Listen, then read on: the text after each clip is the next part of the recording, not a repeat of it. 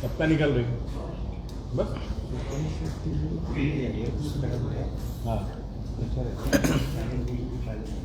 रे हाँ चलो दे दो ना सबको। दे दिया।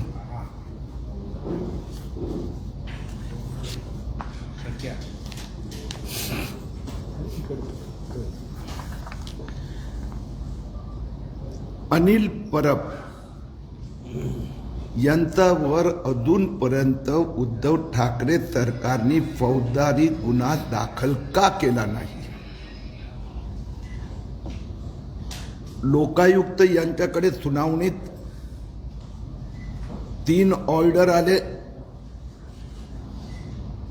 ठाकरे सरकारने 3 वेगवेगळे एफिडेविट 3 वेगवेगळ्या डिपार्टमेंटनी फाईल केले।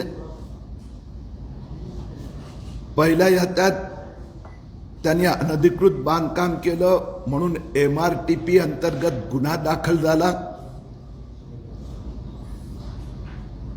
दुसरं केंद्र राज्य सरकार रत्नागिरी कलेक्टरने आदेश दिले, CRZ व्हायोलेशनचा आदेश आला। आणि आता परवा तिसरा अनिल परबनी फसवणुकीने बिनशेती आदेश प्राप्त करून घेतला असा इन्व्हेस्टिगेशन मध्ये आदेश एडिशनल जिल्हाधिकारी शिंदे यांनी दिला। आणि ज्यांनी हा आदेश दिला त्या अधिकाऱ्यांवर कारवाई करण्याचे निर्देश महाराष्ट्र सरकारचे महसूल सचिवांनी दिले। तर ज्या अधिकाऱ्यांनी हे केलं त्याच्यावर कारवाई, ज्या मंत्र्यांसाठी केलं त्या अनिल परबवर कारवाई केव्हा होणार? मी आपल्याला जे डॉक्युमेंट दिले आहे त्या डॉक्युमेंट मध्ये जे पान 1 आहे हे पर्यावरण मंत्रालयाने रिपोर्ट सबमिट केला, जो पान 2 वर आपल्याला दिसतोय। आणि त्यात त्यांनी स्पष्ट लिहिलं आहे CRZ दृष्ट्या परवानगी घेण्यात आलेली नाही। दूसरा जो अहवाल आहे तो अपर मुख्य सचिव नितीन करीर, त्यात त्याने स्पष्टरित्या म्हटलं आहे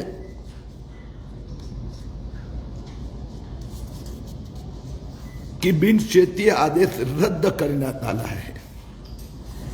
हे जे संजय शिंदे जिल्हाधिकारी यांच्या न्यायालयातला तिसरा ऑर्डर मी आपल्याला दिलाय, त्या आदेशात दिलंय की फसवणुकीने फोर्जरी करून बिनशेती करण्यात आलं।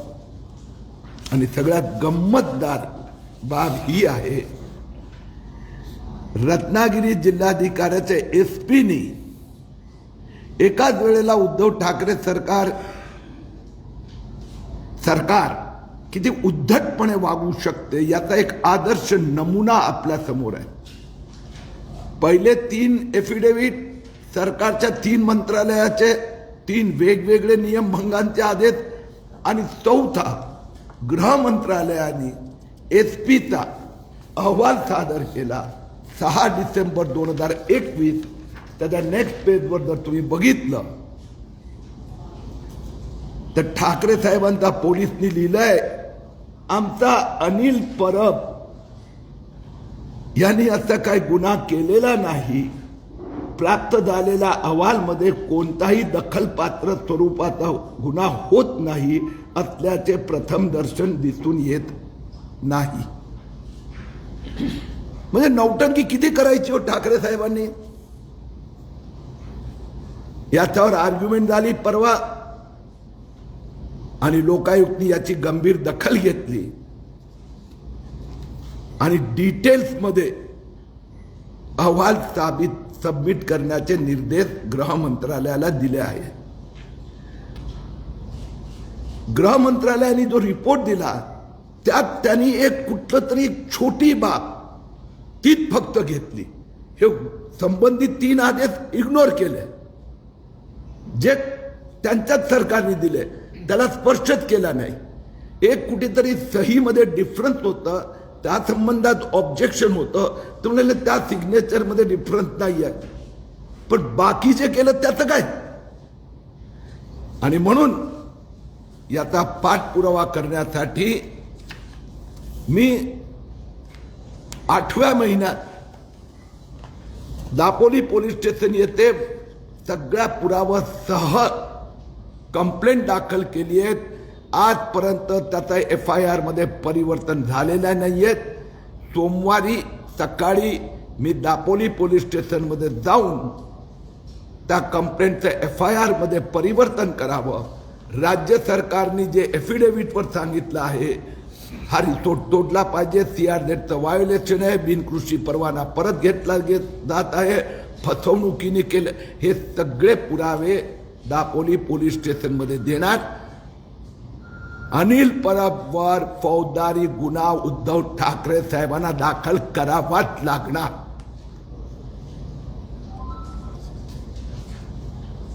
माझा आजचा दुसरा एक विषय आहे धनंजय मुंडे. धनंजय मुंडे साहेबांचं परवा सुप्रीम कोर्टात जगमित्र साखर कारखाना संबंधित सुनावणी होती. त्याच्या संबंधात 2019 मध्ये देवेंद्र फडणवीस सरकारच्या वेळेला एक FIR दाखल झाला होता. जगमित्र साखर कारखाना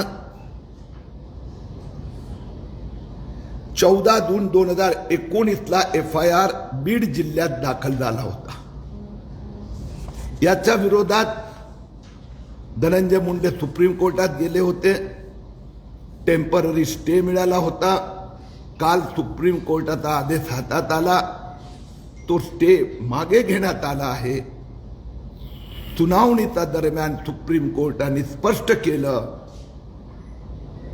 की हे जे कागदपत्र पुरावे आणि पोलिसांची जी प्राथमिक चौकशीच्या आधारावर याची व्यवस्थित निष्पक्ष चौकशी व्हायला हवी, आता ती चौकशी सुरू होणार.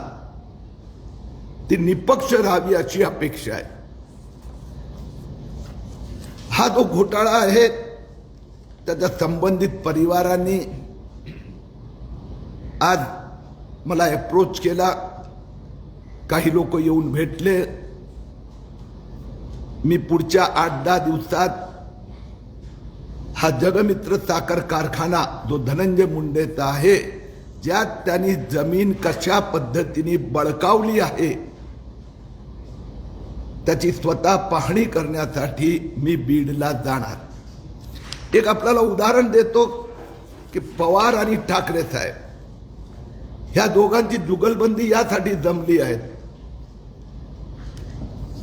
की जे बाळासाहेब ठाकरे म्हणायचे की शरद पवार म्हणजे भूखंड साहेब, आता बहुतेक शरद पवारांकडून उद्धव ठाकरे साहेबांनी हेच शिकल्यात. त्यांच्या सगळ्या सेना नायकांनी धनंजय मुंडेंनी कशा प्रकाराने जमीन भूखंड गिळंकृत केला. हा जो पान नंबर 1 आहे ते डेथ सर्टिफिकेट आहे. ते जे डेथ सर्टिफिकेट आहेत ज्ञानोबा सीताराम कोळी, ज्ञानोबा सीताराम कोळीचं निधन झालं 14/9/1988. डेथ सर्टिफिकेट मी देत आहे, राज्य सरकारचं डेथ सर्टिफिकेट. 14/9/1988 ला मृत्यू झालं आणि माननीय धनंजय मुंडेंनी त्यांच्या नावावर जी जमीन होती ती जमीन सप्टेंबर 2010 मध्ये त्यांच्याकडून विकत घेतली आणि त्या धानोबा कोळी यांचं याच्यात सिग्नेचर आहे, अंगठा आहे, अंगठा. हे आपण पान नंबर 3 मध्ये बघणार त्यामुळे आपल्याला लक्षात येणार.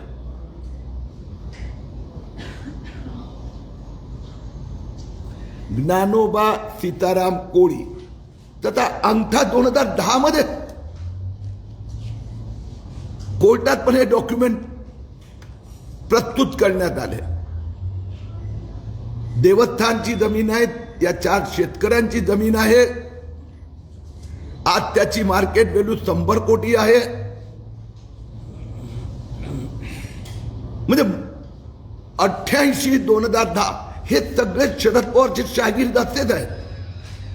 दुसरे शागीर हसन मुश्रीफ, त्यांचा मुलाच्या खात्यात बँकेतून पैसे आले, ज्या कंपनीतून आले ती स्ट्राईक ऑफ कंपनी होती, कारण की त्याचा मालक मृत्यू झाला अनेक वर्षापूर्वी. या महाशयांनी परत खातं उघडलं फोर्जरी करून आणि पैसे ट्रान्सफर केले. इथे मृत व्यक्तीची जमीन अंगठा मारून, फक्त मला भीती एवढीच आहे की शरद पवार साहेब आणि उद्धव ठाकरे जी यांची निपक्ष चौकशी करू देणार नाही. आम्ही महिनाभर वाट पाहणार, अन्यथा त्या गरीब परिवारांना मी सांगणार की पुन्हा आपण सुप्रीम कोर्टात अप्रोच करा. कारण की हे सरकार, यांचे पोलीस एका बाजूला अनिल परबला 3 खात्यांनी डिक्लेअर केलं, त्याचं एनए रद्द केलं, सीआरटी झालं, एनजीटीने दखल घेतली लोक, आणि त्याच वेळेला त्यांचा पोलीस सुप्रिटेंडंट लिहून देतो सकृत दर्शनी काही नाही आहे. आणि कारण काय लिहितो की तिथे एक सिग्नेचर मध्ये फरक होते, त्या रिझन मध्ये काही नाही. अब बाकी 4 गुन्ह्याचं काय? म्हणून हे माफिया सरकार पोलिसांचा माफिया म्हणून उपयोग करत आहेत. आमची मागणी आहे या दोन्ही प्रकरणात निपक्ष चौकशी होऊ शकणार नाही. आणि म्हणून ताबडतोब अनिल परब आणि धनंजय मुंडेला मंत्रिमंडळातून काढून टाकायला हवं. जो मंत्री फोर्जरी करतो, मेलेल्या माणसांच्या अंगठा घेऊन जमिनी स्वतःच्या नावावर ट्रान्सफर करतो, तो समाज कल्याण करणार. मी धनंजय मुंडेचा मंत्रालयाचा आणखीन एक किस्सा पुढच्या आठवड्यात सांगणार आहेत. आणि जो मंत्री, ह्या ज्या तारख्या आहेत ना, तुम्हाला मी दिले आहेत ऑर्डर, तुम्ही तारख्या वाचा. आश्चर्य, फुल 100% कोविडच्या काळात अनिल परब रिसोर्ट बांधत होते. धन्यवाद.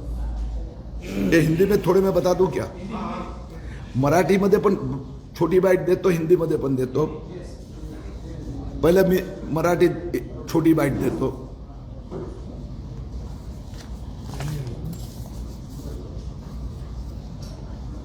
अनिल परब यांच्या विरोधात ताबडतोब फौजदारी गुन्हा दाखल करायला हवा. महसूल मंत्रालय, पर्यावरण मंत्रालय आणि जिल्हाधिकारी तिघांनी आपला रिपोर्ट दिला आहे की अनिल परबनी फसवणूक, फोर्जरी करून एनए प्राप्त केला, सीआरझेड मध्ये रिसोर्ट बांधला, त्याचा एनए रद्द करण्यात आला, सीआरझेडच्या अंतर्गत त्याचे डिमोलिशनचे निर्देश झालेत. बेनामी पद्धतीने 5,42,00,000 खर्च केले आहेत अनिल परबनी.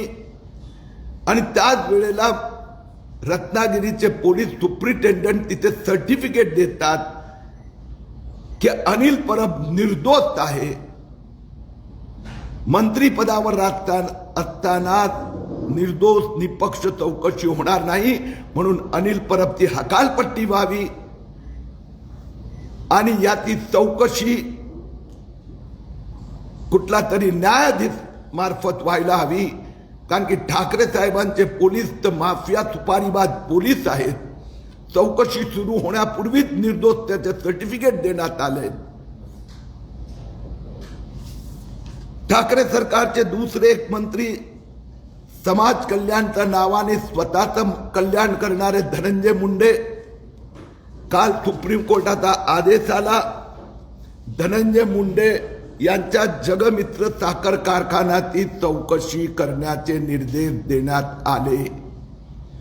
जून 2019 मध्ये देवेंद्र फडणवीस सरकार असताना FIR रजिस्टर करण्यात आली होती. चौकशी सुरू झाली होती. सुप्रीम कोर्टाने टेम्पररी स्टे दिला होता. आता तो स्टे उठवण्यात आला आहे. सुप्रीम कोर्टाने आश्चर्य व्यक्त केलं आहे की असा प्रकार तर पण होऊ शकतं. ज्ञानोबा कोळी 1988 मध्ये मृत पावले. त्याची जमीन धनंजय मुंडेंनी 2010 मध्ये विकत घेतली आणि त्यात अंगठा सही ज्ञानोबा कोळीच्या नावाचे आहेत. या प्रकरणाची चौकशी याच्यासाठी मला तिथल्या लोकांनी संपर्क केला आहे. मी स्वतः पुढच्या आठवड्यात बीड जिल्ह्यात जगमित्र साखर कारखान्याची विजिट करणार. ठाकरे सरकार के और एक मंत्री धनंजय मुंडे जी मृत व्यक्ति की जमीन अपनी कंपनी जगमित्र साखर कारखाना के नाम पर ट्रांसफर की. जून 2019 में देवेंद्र फडणवीस की सरकार थी. FIR दर्ज हुई थी. टेम्पररी स्टे मिला था. अब सुप्रीम कोर्ट ने भी आश्चर्य व्यक्त किया है. इसकी जांच होगी. मृत व्यक्ति ज्ञानोबा कोळी 1988 में मृत्यु हुआ. 2010 में धनंजय मुंडे ने अपने नाम पर उनका अंगूठा लगाकर जमीन कर ली है. आज उनके परिवार के लोग, जो पीड़ित परिवार के लोग, संबंधित लोगों ने मेरी मुलाकात की. मैं अगले सप्ताह में बीड़ जिला में जगमित्र चीनी कारखाना उसकी फील्ड विजिट करूंगा. जब इन्वेस्टिगेशन हो रहा है, धनंजय मुंडे का मंत्रिमंडल में से इस्तीफा होना चाहिए. ठाकरे सरकार के दूसरे जो मंत्री है अनिल परब, अब महसूल विभाग, पर्यावरण मंत्रालय, रत्नागिरी जिलाधिकारी और दिल्ली CRZ चेन्नई डिवीजन ने अनिल परब ने फोर्जरी करके, चीटिंग करके रिसोर्ट बनाया, डॉक्यूमेंट के साथ फोर्जरी की. और उसी समय पर लोकायुक्त जब गृह मंत्रालय को इन्वेस्टिगेशन के आदेश देते हैं, उसी समय पर ठाकरे सरकार के रत्नागिरी के पुलिस SP इनको निर्दोषता का सर्टिफिकेट देते हैं. हमारी मांग है इसकी निष्पक्ष इन्वेस्टिगेशन होना चाहिए और तब तक अनिल परब की मंत्रिमंडल से हकाल पट्टी होनी चाहिए. केंद्रीय सभा का जिस तरह से की चीफ की घटना हुई, उनकी मौत हो गई, ऐसा लगता है कि उसमें किसी प्रकार की एक बड़ी जांच होनी चाहिए.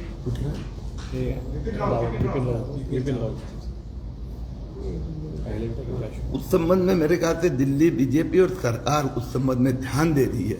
जब प्रधानमंत्री, गृह मंत्री स्वयं ध्यान दे रहे हैं, अभी बोलना उचित नहीं है.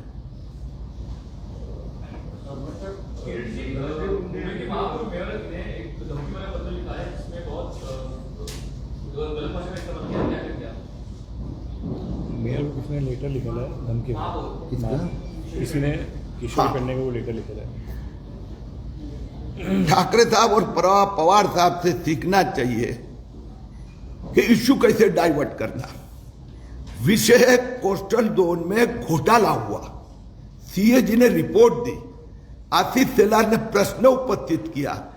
ये सैकड़ों करोड़ के घोटाले को किनार करने के लिए कितनी सिस्टमेटिक पद्धति से गुंडे लाए गए, शब्द अपशब्द की भाषा हुई, धमकी वाली बात की. अरे कितना भी महापौर standing committee chairman Uddhav Thackeray ने कितना भी डाइवर्जन टेक्निक की, तो भी हम कोस्टल जोन के घोटाले का पूरा नकाबपोश करेंगे और एक घोटालेबाजों के विरुद्ध में कार्रवाई होगी। मुंबई की महापौर किशोरी पेडनेकर, अरे हाईकोर्ट में केस चल रहा है, एफिडेविट फाइल हो गए कि उन्होंने फोर्जरी करके जो एसआरआई के गाले कब्जे में ले लिए। और स्टैंडिंग कमेटी का chairman Yashwant Yadav, report submit हो गया, उसको नोटिस भेजी गई, 100 करोड़ का घोटाला किया है, 52 करोड़ के हवाला ट्रांजैक्शन सिद्ध हो चुके हैं। तो ये घोटालेबाज को कौन धमकी देगा? उद्धव ठाकरे जी।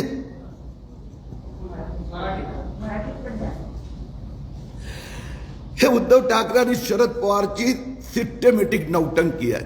घोटाळे करायचे, मारामाऱ्या करायचे, माफियागिरी करायचे आणि इश्यू डायव्हर्ट करण्यासाठी अशा प्रकारचं कोणी धमकीची बात करतो, कोणी शिवीगाळ, कोणी गुंडांना बोलवतो।